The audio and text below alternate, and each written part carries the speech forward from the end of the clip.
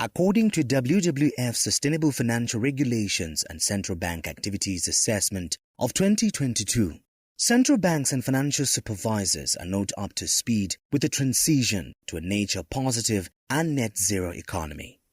With Zambia being on the trajectory of economic recovery, demand for capital investment will become eminent. Therefore, financial institutions will play a key role. WWF Zambia is of the view that players in the financial sector need to take a leading role by providing green financing. Capital-intensive sectors such as mining have been opened up for investment, but WWF wants financiers to be conscious of environmental risks. It's a good program, but also needs to ensure that it uses sustainable mining methods. In this case, we should encourage miners or developers, as it were, to look at areas that are not protected currently, such as the national parks and other heritage parks. So it would be nice for them to look at other areas as they look at this meeting this target, as it were.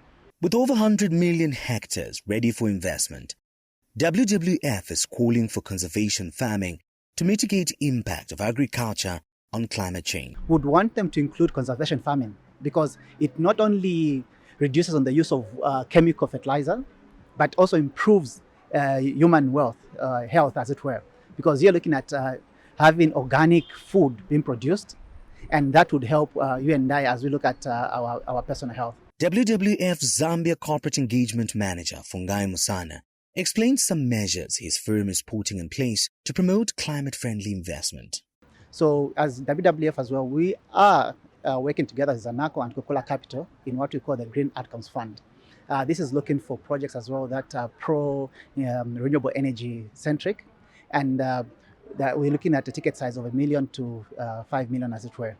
As the appetite for investment increases, concerted effort is what is needed to protect biodiversity.